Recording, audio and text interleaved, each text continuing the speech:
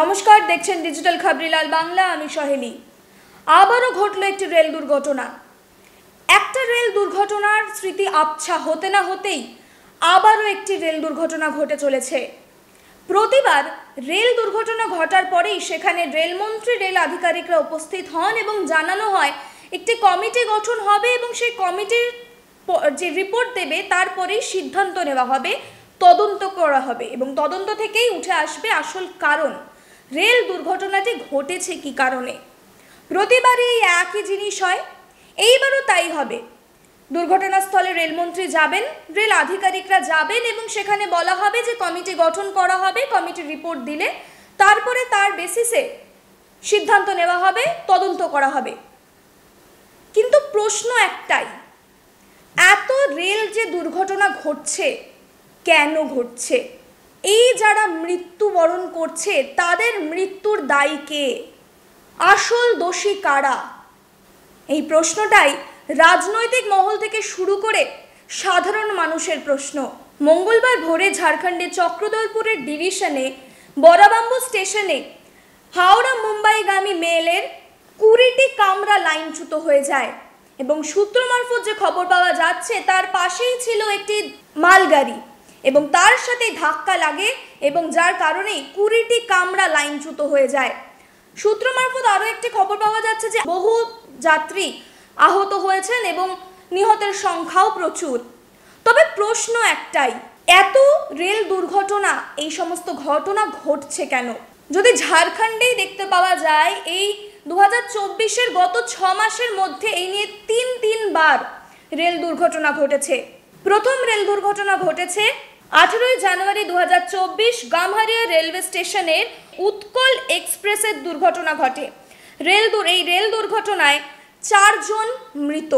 এরপরে আসছে 28 ফেব্রুয়ারি এই একই বছরে 2024-এ জামতারা এবং বিদ্যাসাগর রেলওয়ে স্টেশনের মধ্যে রেল দুর্ঘটনা ঘটে এবং যেখানে মৃতের সংখ্যা 2। আর আজকে যে রেল দুর্ঘটনা ঘটলো সেটা নিয়ে 3। এই 3বার 6 মাসের মধ্যে 2024-এ রেল দুর্ঘটনা ঘটে গেল। পশ্চিমবঙ্গের ক্ষেত্রেও এই একই চিত্র। 17 জুন গত মাসেই এনজিপিতে কাঞ্চনজঙ্ঘা এক্সপ্রেসের বহু বগি লাইনচ্যুত হয়ে যায় এবং তারপরেও একই কথা বলা হয়, রেল আধিকারিকরা সেখানে পৌঁছয় এবং সেখানে বলা হয় যে কমিটি গঠন করা হবে এবং সেই কমিটি রিপোর্ট দিলে তারপরেই তদন্ত শুরু হবে। তবে সেই তদন্তের রিপোর্ট কি এসেছিল, সেখান থেকে সিদ্ধান্ত কি উঠেছিল তা কি কেউ জানে? রাজনৈতিক মহলে এই প্রশ্নটাই উঠছে। রাজনৈতিক বিশ্লেষকরা এই প্রশ্নটাই করছেন যে আদতেও কি কোনো সিদ্ধান্ত উঠে এসেছিল, তদন্ত থেকে কি রিপোর্ট এসেছিল তা কি কারোর জানা আছে? ভারতীয় রেলে প্রায় 2.5 কোটি মানুষ প্রতিদিন যাত্রা করে। তাদের মধ্যে কেউ কাজ ছেড়ে নিজের বাড়িতে যায় কিছুদিন ছুটি কাটানোর জন্য, কেউ আবার ছুটি কাটিয়ে বাড়ি থেকে কাজে ফেরে, কেউ আবার পরিবারের সঙ্গে ঘুরতে যায়, বন্ধু বান্ধবদের সঙ্গে ঘুরতে যায়, আবার কারোর রুজি রুটি চলে ওই ট্রেনের মধ্যেই, ওই রেলের মধ্যে। এত রেল দুর্ঘটনায় তাদের মধ্যে বহু মানুষই নিজেদের প্রাণ হারায়। ওদের দোষটা কোথায়? তারা রেলকে যাত্রার মাধ্যম হিসেবে বেছে নিয়েছে, এটাই কি তাদের দোষ? এটাই কি তাদের দোষ যে তারা রেলে করে নিজেদের পরিবারের সঙ্গে ঘুরতে যাচ্ছে, চাকরিতে যাচ্ছে, চাকরি থেকে বাড়িতে ছুটি কাটাতে আসছে? তাদের সুরক্ষা ব্যবস্থার প্রশ্ন উঠছে বারংবার। তাদের সুরক্ষা কোথায়? এত রেল দুর্ঘটনা কেন ঘটছে? ঠিক গত বছরের ঘটনা এখনো সেই স্মৃতি তরতাজা হয়ে রয়েছে ভারতবাসীর মনে। 2রা জুন 2023 ওড়িশায় বালাসোরে করমণ্ডল এক্সপ্রেসের একটি দুর্ঘটনা ঘটে, রেল দুর্ঘটনা ঘটে এবং সেই এক্সপ্রেসের বহু বগি লাইনচ্যুত হয় এবং সেখানে নিহতের সংখ্যা ছিল 300 এবং আহতের সংখ্যা ছিল 1000। প্রধানমন্ত্রী মনমোহন সিংয়ের সময়কাল দেখলে এবং প্রধানমন্ত্রী নরেন্দ্র মোদীর সময়কাল যদি তুলনা করা হয়, এই রেল দুর্ঘটনার হিসাব কি পাওয়া যাবে?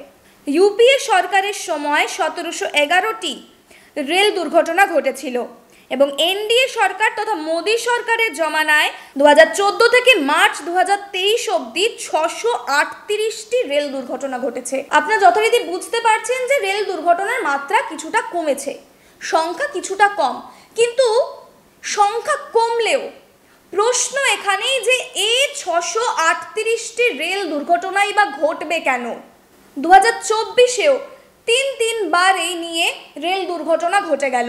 এবার আসছি ইউপিএ সরকারের সময় যত পরিমাণ রেল দুর্ঘটনা ঘটেছে সেই সমস্ত রেল দুর্ঘটনায় কতগুলি লাইনচ্যুত হয়ে গিয়েছিল।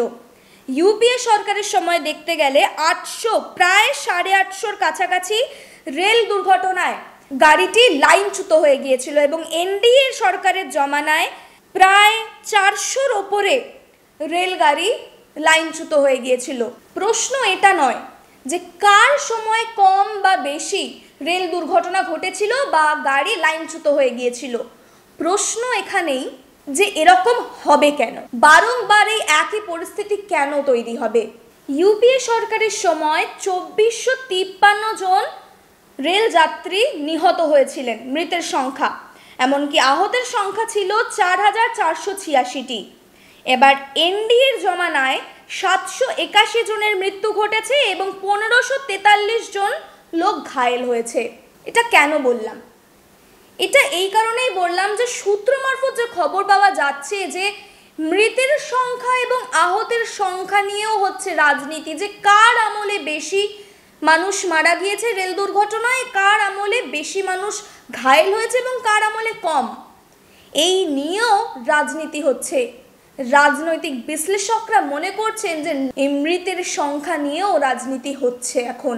এরপরে যে বিষয়টায় আসবো সেটা হচ্ছে রেলের জন্য, রেলের সুরক্ষা ব্যবস্থার জন্য সরকার কত পরিমাণ বাজেট বরাদ্দ রেখেছে। মোদী সরকার রেলওয়ের সুরক্ষা ব্যবস্থার জন্য 1,78,012 কোটি টাকা বাজেট বরাদ্দ রেখেছে, যার অর্থাৎ প্রতি সালে 17,801 কোটি টাকা করে ব্যয় হচ্ছে, যার জন্য বরাদ্দ, যেটা ইউপিএ সরকার তথা 2014-র আগে যে সরকার ছিল তার সঙ্গে যদি এটাকে তুলনা করা হয়, সেই তুলনায় কিন্তু সেটা তার 2.5 গুণ বেশি। তবে প্রশ্ন একটাই থেকে যাচ্ছে, এই মৃত্যু কবে থামবে? এই রেল দুর্ঘটনার সমাপ্তি কোথায় হবে? কবে এই পরিসংখ্যানটা কমে শূন্যে নামবে? নাকি এইবারও সেই একই ঘটনার পুনরাবৃত্তি ঘটবে, যেটা করমণ্ডল এক্সপ্রেস হোক বা কাঞ্চনজঙ্ঘা এক্সপ্রেসের রেল দুর্ঘটনা হোক, সেই ক্ষেত্রে আমরা দেখে এসেছি যে সেখানে রেল আধিকারিক, রেলমন্ত্রী যাবেন এবং বলবেন কমিটি গঠন হবে এবং কমিটি গঠন থেকে যে রিপোর্ট আসবে তার ভিত্তিতে তদন্ত হবে এবং তারপরে সিদ্ধান্ত নেওয়া হবে। এই একই ঘটনার কি পুনরাবৃত্তি হতে চলেছে? কি হতে চলেছে ভবিষ্যতে? আরও কি দুর্ঘটনা এরকমই কি আমাদেরকে সাক্ষী হয়ে থাকতে হবে? আরও বহু পরিমাণ মানুষকে, রেল যাত্রীকে নিজেদের প্রাণ খোয়াতে হবে? এমন সমস্ত প্রশ্ন রাজনৈতিক মহলে ঘুরে বেড়াচ্ছে। বাংলার মুখ্যমন্ত্রী মমতা বন্দ্যোপাধ্যায়, যিনি প্রাক্তন রেলমন্ত্রীও, তিনি এক্স হ্যান্ডেলে সকালে বিস্ফোরক পোস্ট করেছেন। তিনি রীতিমতো কেন্দ্রের সরকারকে তোপ দেগেছেন যে এভাবেই কি সরকার চালাচ্ছেন তারা? এভাবেই একের পর এক রেল দুর্ঘটনার সম্মুখীন হতে হবে সাধারণ মানুষকে? এর শেষ কোথায়? এই সমস্ত প্রশ্নই কিন্তু বাংলার মুখ্যমন্ত্রীও তুলেছেন। আর সেই সমস্ত প্রশ্নের উত্তর নিয়ে ডিজিটাল খবরিলাল বাংলা আপনাদের কাছে আসবে। তার জন্য নজর রাখতে হবে ডিজিটাল খবরিলালের পর্দায়, কারণ ডিজিটাল খবরিলাল মানেই খবর আপনাদের, নজর আমাদের। ডিজিটাল খবরিলাল, খবর আপনাদের, নজর আমাদের।